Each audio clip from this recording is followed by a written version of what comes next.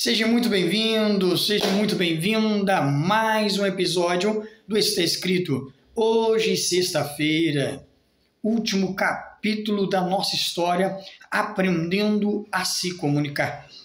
A série dessa semana foi uma série poderosa, uma série que eu tenho certeza que se você tiver aberto o teu coração como uma terra frutífera, como um solo pronto para obter frutos transformadores, frutos que mudam o caráter, que mudam a forma de pensar, porque como o apóstolo Paulo escreveu aos Romanos, capítulo 12, verso número 2, mas transformai-vos pela renovação do vosso entendimento, para que entendais qual seja a boa, perfeita e agradável vontade de Deus. Então, durante toda essa semana, nós aprendemos que todos nós erramos, todos nós falhamos, todos nós tropeçamos em várias e várias coisas, como diz Tiago. E na maior parte delas, o nosso maior tropeço é no falar. Aprendemos que da nossa boca tem um poder influenciador que traz vida e que também tem o poder de trazer a morte. Que do nosso coração procedem as saídas da vida. Por isso é importante que nós venhamos guardar o nosso coração, que são as nossas emoções, o nosso sentimento e o nosso intelecto, a nossa consciência, para que entendamos que a boca fala somente daquilo que o coração está cheio. Então, do que nós estamos alimentando a nossa alma, as nossas emoções e os nossos sentimentos. Aprendemos também que falar demais arruína, destrói, faz com que nós acabamos pecando e destruindo não apenas as nossas vidas através das nossas palavras, mas também que através das nossas palavras, muitas das vezes, provocamos discussões, provocamos problemas, levamos fofocas, intrigas, causamos inimizades, fazemos muitas das vezes calúnias, e as nossas palavras, muitas das vezes, destroem muitas vidas. Acabam com sonhos, acabam com projetos, acabam com casamentos, com vida profissional. Destruímos e matamos as pessoas.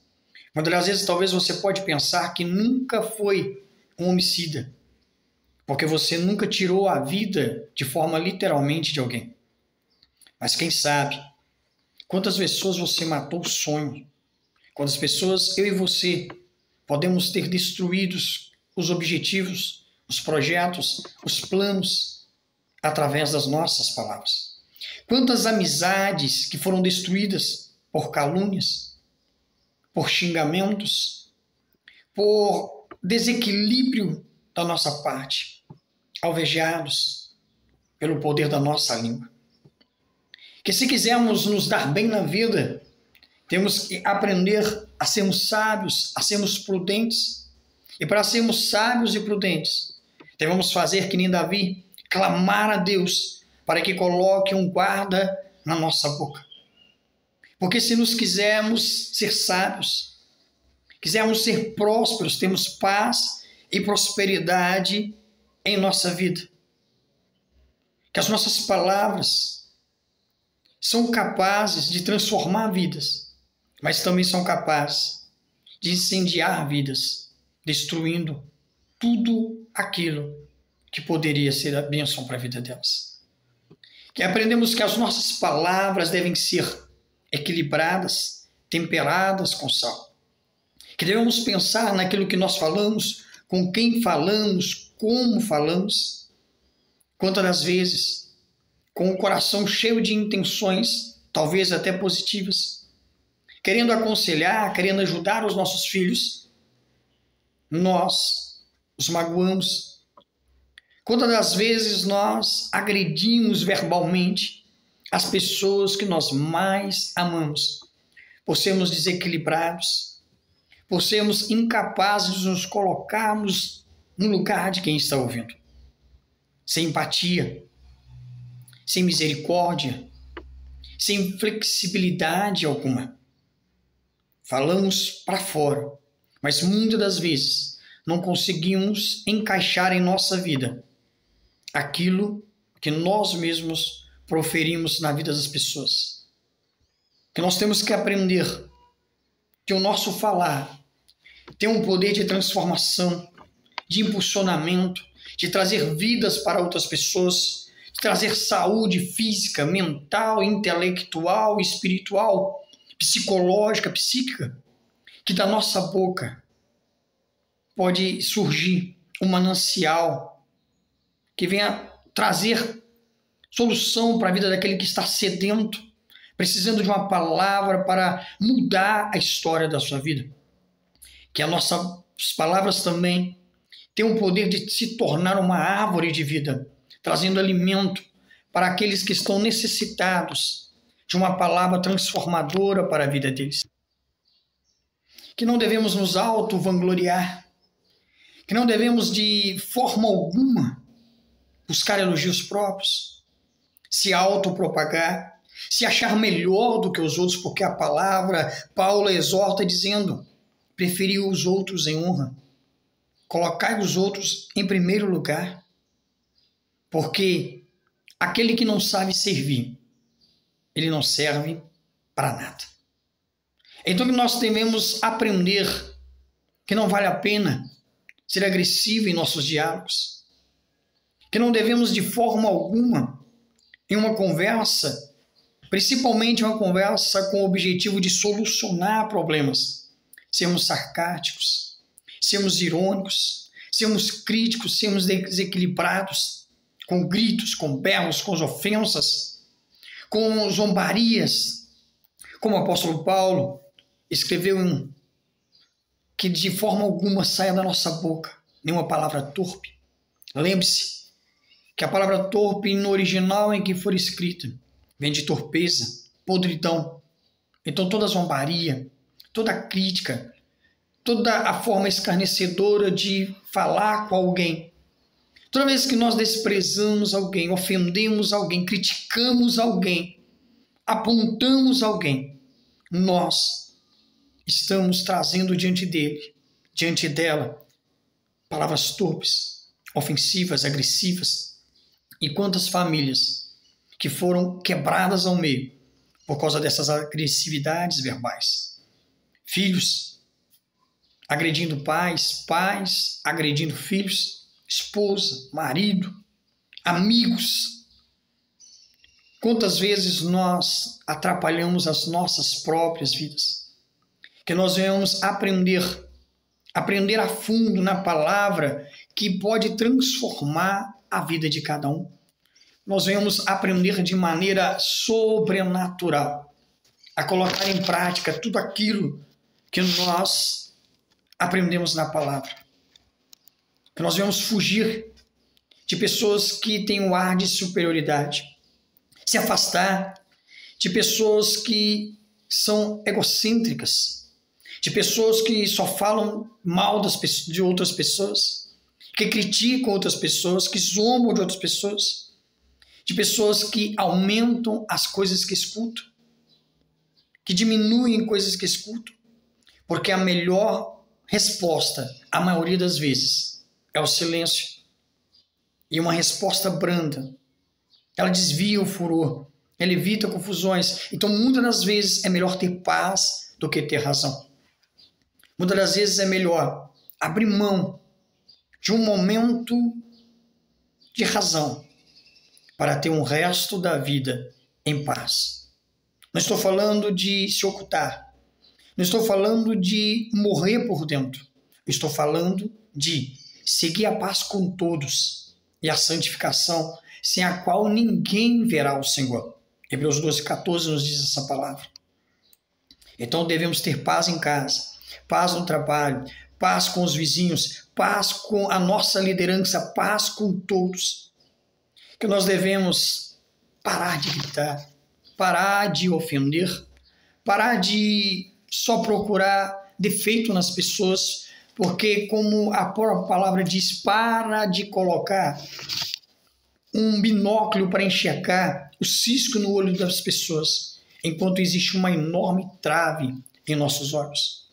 Paulo, escrevendo aos Colossenses capítulo 3, a partir dos versículos de número 5 em diante, também aos Efésios, no capítulo 4, versículos 25 em diante, ele começa a nos trazer uma série de listas das coisas que não devem haver no nosso meio. Por exemplo, a ira. A ira descontrolada, não estou dizendo que sentir um sentimento de raiva, mas a Bíblia diz que nós devemos colocar a raiva, a ira, em um lugar. Dar lugar à ira, à raiva, porque na nossa ira não opera a justiça de Deus. Também está falando que nós devemos evitar a cólera. O que é cólera? É uma explosão. Estamos conversando numa boa, tranquilo, de repente a gente se explode e começa a briga, o problema. Também está falando longe de nós a malícia. Pessoas maliciosas que veem maldade em tudo. A maledicência das nossas palavras. A mentira. E no lugar de tudo isso, está dizendo para nós termos santidade. Sermos benignos, misericordiosos, humildes, mansos, longânimos. Saber suportar uns aos outros. Saber perdoar uns aos outros. Que está em nós o vínculo da perfeição, que é o amor. Que devemos procurar ter domínio próprio, paz dominante, gratidão. E ainda mais, diz que não devemos ser companheiros de todos aqueles que são agressivos, que agem de forma mal. Temos que fugir da aparência do mal. Paulo ainda complementa, dizendo em Romanos, a partir do versículo 9 ao 21, que o amor fraternal, a honra, o abençoar incondicionalmente, o aborrecer o mal, o alegrar com a vitória do próximo, o não se vingar, o não maldizer, o ter humildade, o ter honestidade, o ter empatia. É isso que nós devemos procurar para a nossa vida. Abençoar de forma incondicional. Buscar da parte de Deus os frutos do Espírito Santo, que é paz, amor, longanimidade, que buscamos dentro de nós ter a regência, ter o poder do Espírito Santo segurando em nossas mãos e nos guiando, para que eu e você paremos de agir que nem foquinha, só mudo se o outro mudar, só faço se o outro fazer. Se coloque no seu coração hoje, a partir de agora, que a mudança começa de você. A mudança começa de você, porque com essa mudança nós comeremos frutos melhores, colheremos frutos maiores, porque a mudança começa em nós. Quer ter paz em casa? Coloque a paz em prática. Quer ter amor em casa? Coloque o amor em atividade. Quer ter compaixão? Quer ter amizade? Quer ter empatia? Quer que as pessoas te tratam bem? Faça isso com elas também. Que nós aprendemos a colocar a nossa vida na direção do Espírito Santo, que pode nos dar condições para isso. Sozinhos, é claro, jamais conseguiremos, porque somos falhos e erramos e continuaremos errando para o resto da nossa vida. Mas com a presença do Espírito Santo de Deus, ele vem trazendo em nós o fruto do arrependimento, e nesse fruto do arrependimento, a nossa história muda. Porque quando há um arrependimento sincero em nosso coração, há uma conversão, há uma transformação. E nós vamos, como a luz da aurora, passo a passo, de fé em fé, nos transformando na presença daquilo que tudo pode, naquele que tudo é, que faz do impossível possível em nossas vidas. Então eu quero encerrar agora, hoje, essa série, dizendo para mim e para você que Deus pode e já mudou a sua história. Eu desejo paz e prosperidade sobre a sua vida, sobre a sua casa, sobre o seu lar e sobre a sua família. E que a partir de hoje você comece a colher os frutos da sua mudança. Porque quando nós mudamos, Deus tem nas suas mãos a chave de mudar a nossa história. Então que a sua vida nunca mais seja a mesma. E se prepare para o sobrenatural, para o extraordinário, para um milagre que já está acontecendo na sua vida. Que Deus te dê um final de semana de muitas bênçãos, conquistas e sucesso. E até a semana que vem, se Deus assim nos permitir. Um grande abraço e até lá.